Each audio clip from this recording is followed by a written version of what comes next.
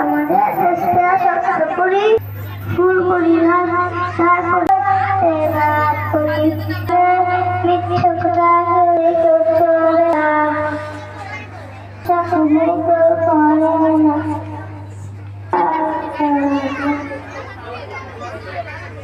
কথা লাফে আপনার সেবাকে যেহেতু ছোট বাচ্চা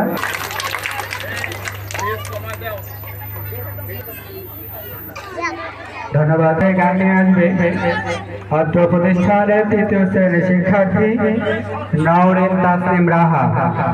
তৃতীয় শ্রেণী।